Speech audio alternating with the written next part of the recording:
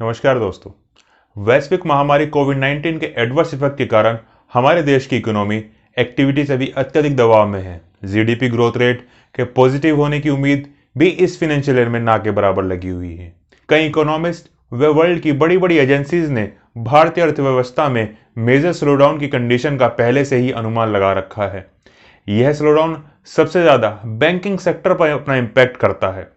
दोस्तों, जब इकोनॉमी में स्लोडाउन होता है या ग्रोथ नेगेटिव होती है, इसका सीधा सीधा असर पब्लिक सेक्टर और प्राइवेट सेक्टर बैंक्स पर पड़ता है, जिनकी बैलेंस शीट में एनपीए यानी कि नॉन परफॉर्मिंग असेट में इंक्रीमेंट हो जाता है। बैड बैंक को समझने से पहले दोस्तों हम जानते हैं कि एनपीए यानी कि नॉन परफॉर्मिंग असेट होता क्या है। अगर आप किसी पब्लिक सेक्टर या प्राइवेट सेक्टर बैंक से लोन लेते हैं और एक निर्धारित समय यानी कि डेफिनेट टाइम पीरियड पर ना तो इंटरेस्ट उसका चुकाते हैं और ना ही उसका प्रिंसिपल अमाउंट दे पाते हैं, तो आप बैंक के बैड लोन और बैड एसेट की लिस्ट में आ जाते हैं। दोस्तों, बैड लोन व बैड एसेट से ही मिलकर बनता है एनपीए यानी कि नॉन परफॉर्मिंग एसेट। बैंक का प्रॉफिट होता है जो हम लोन लेते हैं उस पर हमारे द्वारा दिया गया इंटरेस्ट से। बैड लोन होने पर या एनपीए होने पर बैंक के प्रॉफिट में बहुत ज़्यादा कमी आती है, जिसकी वजह से बैंक और दूसरे कस्टमर्स को लोन नहीं दे पाता है। साथ ही साथ बैंक की क्रेडिट रेटिंग और बैंक की जो एक फेस वैल्यू होती है, बैंक की जो अच्छी खासी इमेज होती है, उसमें भी ज़्यादा गिरावट आ जाती है, जो प्रेजेंट टाइम में एक बहुत बड़ी समस्या बनकर उभर रही है। इंडस्ट्री बॉडी सीआईआई यानी कि कन्फेडरेशन ऑफ इंडियन इंडस्ट्रीज ने प्री बजट रिकमेंडेशन में एनपीए के एडवर्स इफेक्ट से बचने के लिए बैड बैंक की रिकमेंडेशन सरकार को दी है। ये आखिर बैड बैंक होता क्या है? दोस्तों, बैड बैंक एक ऐसी इकोनॉमिक एक्रीडिएशन है या एक ऐसा सिस्टम कह सकते हैं जो घाटे में चल रहे बैंक के कर्ज व लोन में फंसी बैंक के अमाउंट को खरीद लेता है और उसे निपटाने का काम भी यही बैंक करता है। जब किसी बैंक के एनपीए एक लिमिट यानी कि एक लिमिट से ज़्यादा हो जाते हैं तो बैंक का सर्वाइवल मुश्किल हो जाता है। उस स्थिति में सरकार या राज्य सरकार हो या केंद्र सरकार हो, सेंट्रल बैंक की सिफारिशों के हिसाब से एक बैड बैंक का निर्माण करती है जो सभी बैंक के एनपीए और बैड एसेट्स को खरीद लेता है।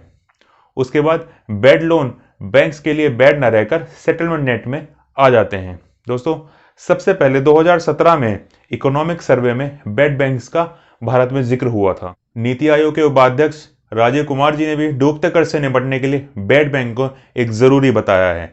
इसका एक कारण यह भी है कि पब्लिक सेक्टर बैंक का एनपीए बहुत ही तेजी से बढ़ रहा है। फाइनेंशियल ईयर 2020-21 की अगर हम बात करते हैं तो 2020-21 के अंत तक एनपीए 11 लाख करोड़ रुपए को पार करने की उम्मीद है। साथ ही साथ बैंक के टोटल लोन का लगभग 10% एनपीए में कन्वर्ट हो चुका है। जब बैड बैंक के बनने के इतने ज्यादा फायदे नजर आ रहे हैं तो अब तक इसको बनाया क्यों नहीं गया है? बैड बैंक ना बनने के कारणों को भी समझते हैं। दोस्तों, बैड बैंक के फॉर्मेशन की सबसे बड़ी समस्या यही है कि इसमें जिन बैंक्स का लोन है उनकी कितने परसेंट हिस्सेदारी होगी, यानी कि उनका पार्टनरशिप में क्या होगा। यह पार्टनरशिप एक लिमिट तक भी होती है तो ठीक है, नहीं अगर एक लिमिट से ज्यादा होगी तो वापस वही स्थिति आ जाएगी जो एनपीए में हो रहा था, सारा रिफ्लेक्शन इनके बैलेंस शीट में दिखना स्टार्ट हो जाएगा। दूसरी समस्या क्या है कि अगर बैड बैंक को सरकार अपनी हिस्सेदारी ज्यादा रखकर चलाती है तो सरकार के ऊपर इसका वित्तीय संकट बढ़ जाएगा, इसका वित्तीय बोझ आ जाएगा। और तीसरा यह है कि अगर सरकार ना चलाएं या बैंक्स ना चलाएं, किसी प्राइवेट पार्टी को दिया जाता है, किसी प्राइवेट सेक्टर को दिया जाता है, तो उसमें सबसे बड़ी समस्या यह आएगी कि एनपीए के वैल्यूएशन को लेके, यानी कि जो लोन है जो खराब हो चुका है, जो एनपीए हो चुका है, उसकी वैल्यू कितनी लगाता है प्राइवेट पार्टनर। क्योंकि प्राइवेट एंटिटी जो भी होगी वो सबसे पहले अपना प्रॉफिट देखेगी कि हमारा क्या प्रॉफिट है, इस चीज को लेने के लिए उसी हिसाब से वो वैल्यूएशन लगाएगी। दोस्तों, अगर वो वैल्यूएशन इसका ज्यादा करता है तो भी नुकसान है, क्योंकि जिसने कर्ज लिया है उसके ऊपर वैल्यूएशन ज्यादा बढ़ेगा तो सोशल सेक्टर या सोशली उसके ऊपर ज्यादा इंपैक्ट आएगा। हाँ, अगर इसका वैल्यूएशन कम करता है तो जिस बैंक ने ये लोन दिया है उसको फायदा कम होगा, बैंक के लिए इस लोन का प्रोपोर्शन में जो अमाउंट है वो नहीं मिल पाएगा। दोस्तों, यही कारण है कि बैड बैंक का फिनोमिना अभी तक लागू नजर होता नहीं आया है।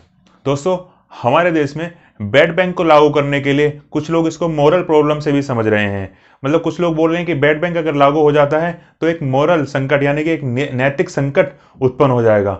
आरबीआई यानी कि भारतीय रिजर्व बैंक के पूर्व गवर्नर रघुराम राजन के अनुसार अगर बैड बैंक का फॉर्मेशन किया जाता है तो एक मोरल प्रॉब्लम यानी कि एक नैतिक संकट उत्पन्न हो सकता है, जो बैंक्स के लिए विदाउट रिकवरी वाले लोन्स के लिए प्रोत्साहन का काम करेगा। यानी कि बैंक लोन देगा, उसके बाद उनको अगर उनसे रिकवरी नहीं होती है तो उनको बैड बैंक में ट्रांसफर कर देगा।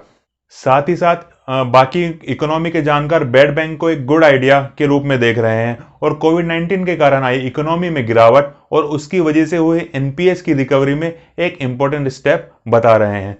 और साथ ही साथ सोवरेन बैड बैंक का जिक्र कर रहे हैं, जिसमें मलेशियन गवर्नमेंट ने एक अनसस्टेबल लेवल पर पहुंचे बैड लोन्स को रिकवर करने के लिए, क्लीन करने के लिए एक बैड बैंक बनाया था, जो बहुत अच्छे लेवल पर कारगर रहा है। साथ ही साथ यूएस के 2008 का जिक्र करते हैं, जिसमें टीएआरपी यानी कि ट्रबल एसेट रिलीफ प्रोग्राम का भी जिक्र किया गया है, जिसमें यूएस ने लेहमन ब्रदर्स क्राइसिस जो 2008 में हुआ था उससे रिकवर किया था।